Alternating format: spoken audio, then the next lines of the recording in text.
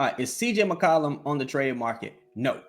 I do not believe CJ is on the trade market unless he requests out. CJ behind the scenes has been a driving force for trying to hold guys accountable. You know, he went out. He's a bit of a vocal leader, and he's gone out there and he's, you know, blood, sweat, and tears. He left it all out there on the court, regardless of what you think about the result. He played. You know, I'm sure if CJ had the luxury of taking 2 months off and coming back, he probably would have looked a lot better if he had the luxury of not playing, you know, the entire season. But he played like 70-something games. That's incredible. Like, you know, especially for a guy his age, battling through the multiple injuries that he battled with. I don't think anyone really knew about the shoulder until it was, you know, reported. We all knew about the hand, of course. We knew about the significance of it, but we didn't know about the shoulder.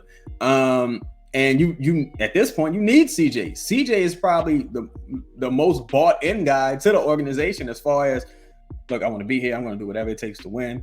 I'm going to hold guys accountable. I'm going to do this. I'm going to do that. You know, and he's showing and proving, you know, publicly at that. CJ hasn't been shy.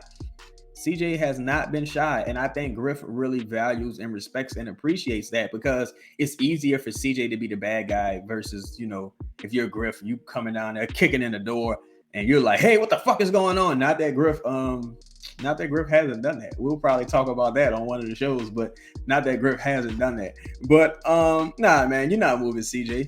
You're not moving CJ unless CJ requests out. And I think if CJ requests out, I think that'd be so damning for this organization, because CJ's a classy guy, and this hasn't always been a classy organization. So him moving out is kind of like an indictment on the organization, because there's a lot of stuff that I'm sure. And look, Portland, by all reports, was a bit of a cesspool itself. So if he was like, yo, this is worse than Portland, if he feels like that, then shit, like, you got to really, you know, do some self-evaluation, because he's not the only one who feels like that. I'm telling y'all, everything doesn't make it to the masses, but, you know, New Orleans really leaves, and, you know, it's crazy, for as great as our food is, New Orleans sometimes leaves a bad taste in people's mouth, this organization particularly. And even the Saints, since Tom Benson has passed, and it really makes you question the leadership and ownership of both of these organizations, because you're starting to hear a lot of the things repeated across organizations. Like they're starting to have similar issues, and the common denominator with that is ownership.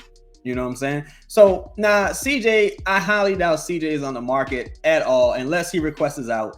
And I think by next year, going into that extension, I think CJ's contract becomes more valuable. It stops looking as ugly as some people feel like it looks. And if CJ embraces being a sixth man, now that would open a lot of doors. You know what I'm saying? That would be incredible, because you still got a guy like that who's willing to play through injury, show up every night, try to help hold his teammates accountable, and he's willing to take a role coming off the bench. What more could you ask for? That's impeccable leadership.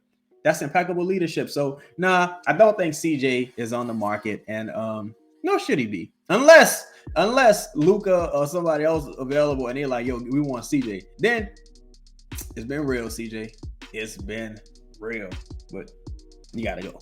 This podcast is sponsored by the Birdsall Law Firm, the official injury lawyers of Boot Krewe Media, located at 918 Porter Street by the Superdome. Give them a call at 504-523-5413 if you or someone you know has been involved in an accident. And be sure to mention we sent you. Birdsall Law Firm, the official injury lawyers of Boot Krewe Media.